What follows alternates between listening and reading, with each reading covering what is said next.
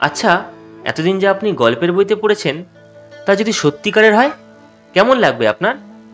আমাদের পায়ের তলার মাটির নিচে যে একটা আলাদা জগৎ রয়েছে তার অধিকাংশই আমাদের অজানা। ঠিক তেমনই বিশ্বব্রহ্মাণ্ডের সকলের অজানা ছিল তুরস্কের গোপন পাতালপুরী। 1963 সাল, তুরস্কের এক ব্যক্তি নিজের বাড়ি মেরামত করছিলেন। হঠাৎ কোনো একটা দেওয়াল ভেঙে তিনি মাটির নিচে কোনো একটা অজানা গর্তে গিয়ে পড়লেন। নিজের অজান্তেই আবিষ্কার করলেন তুরস্কের পাতালপুরী ডেরিং কুয়ো, যা মাটির নিচে 280 ফুট গভীরে অবস্থিত।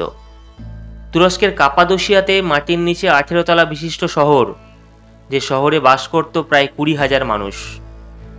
স্কুল, গির্জা, রান্নাঘর, স্নানাগার, কুয়ো, গোয়ালঘর, কবর, এই সব কিছু নিয়ে 18 তলা বিশিষ্ট বিরাট এক শহরের সন্ধান পাওয়া গেছে, যা মানব সভ্যতার ইতিহাসে সবথেকে বড় পাতালপুরী। প্রায় 2000 বছর আগের এই শহরের সৃষ্টি রহস্যের এখনও কোনো সম্পূর্ণ ব্যাখ্যা পাওয়া যায়নি।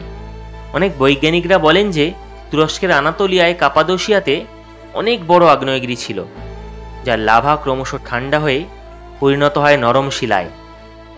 সেই এলাকার অধিবাসীরা বহিঃশত্রুর আক্রমণ এবং অত্যাচার থেকে নিজের পরিবারকে সুরক্ষিত রাখতে এই শিলা কেটে নির্মাণ করেন মাটির নিচের এই বিশাল শহরটি। এই শহরের প্রত্যেকটি স্তরের জন্য ছিল অজস্র গোপন প্রবেশপথ, এবং প্রত্যেকটি স্তরকে একে অপরের সাথে সংযুক্ত করা ছিল।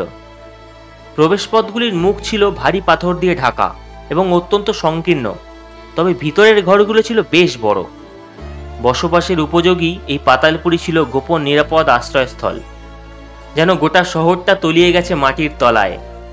তবে আশ্চর্যের বিষয় হলো, এত বছর পরেও প্রত্যেকটা ঘর অক্ষত রয়েছে। বর্তমানে ডেরিং কুয়ো ভ্রমণকারীদের জন্য খুলে দেওয়া হয়েছে, তবে মাত্র 10%। বাকি 90% নিয়ে গবেষণা চলছে এবং তা সাধারণ মানুষের কাছে এখনও অজানা। তুরস্কের এই পাতালপুরী রহস্য অবিশ্বাস্য হলেও সত্যি।